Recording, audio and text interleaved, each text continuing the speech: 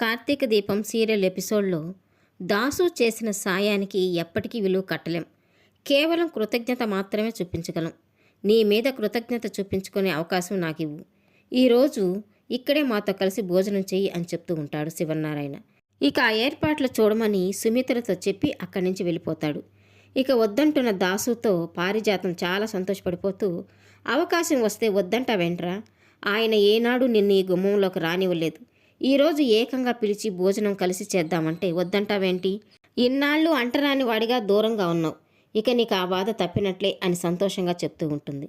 ఇక దాసుని dining table వద్దకు తీసుకెళ్తారు. ఇక శివనారాయణ అయితే, కూర్చో దాసు, భోంచేద్దు అని తనతో అంటూ ఉంటాడు.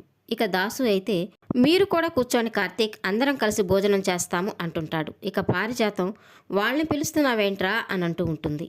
ఇక దాసు అయితే, మనకేనా ఆకలి, వాళ్ళకుండదా? పైగా మీరు ఏదైతే మంచి జరగాలనుకున్నారో అందులో వాళ్ళు కూడా ఉన్నారు అని చెప్తూ ఉంటాడు. ఇక కార్తీక్ అయితే, వద్దులే చిరమామయ్య, మేం పని వాళ్ళము, యజమానులతో కలిసి భోజనం చేయాలని ఆశపడకూడదు అని అంటూ ఉంటాడు. ఇక శివనారాయణ, దాసు ఈరోజు నా ఇంటి అతిథి, నా అతిథి మాటని నేను గౌరవించాలి, నువ్వు కూర్చో దాసు అని తనతో చెప్పి, ఇక కార్తీక్, నువ్వు నీ భార్య కూడా కూర్చోండి అని అంటాడు. ఇక కార్తీక్ అయితే, అయ్యో మేమా, పని వాళ్ళం, మీతో భోజనమా అని అంటుంటాడు. ఇక శివనారాయణ అయితే, చెప్పినప్పుడు కూర్చొని తినండి అని గట్టిగా అరవడంతో ఇక కార్తీకు, సరే దీప కూర్చో అని తనతో చెప్తూ ఉంటాడు.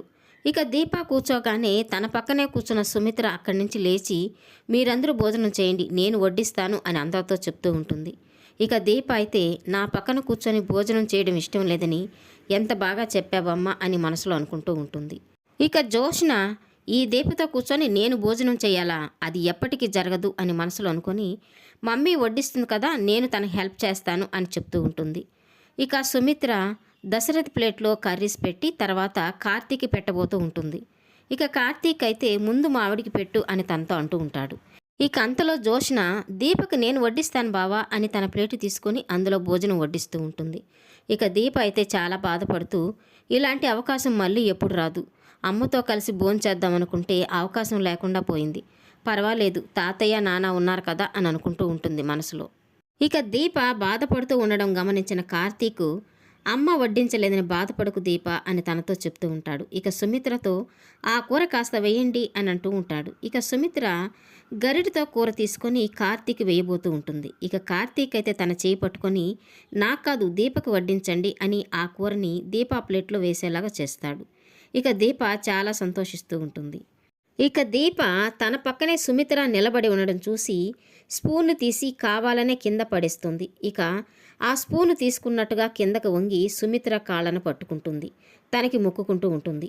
ఇక అర్థమైన సుమిత్ర తన కాళ్ళని వెనక్కి తీసుకుంటుంది. ఇక స్పూను తీసుకుని పైకి లేచిన దీప తన కన్న తల్లి కాళ్ళు ముట్టుకున్నందుకు చాలా సంతోషపడిపోతూ ఉంటుంది. ఇక దీప స్పూను తీసుకోవడం, సుమిత్ర కాళ్ళు పట్టుకోవడం చూసిన జోష్న ఒక్కసారిగా షాక్ అయిపోతూ ఉంటుంది. అసలు ఈ దీప ప్రవర్తన ఏంటో, సుమిత్ర కన్న కూతురులాగా ప్రవర్తిస్తుంది, కాళ్ళు పట్టుకోవడం ఏంటో, దీన్ని ఎలా అర్థం చేసుకోవాలో అర్థం కావడం లేదు అని కోపంగా అనుకుంటూ ఉంటుంది. ఈ వీడియో నచ్చినట్లయితే లైక్ చేయండి, సబ్స్క్రైబ్ చేయండి. Thank you for watching.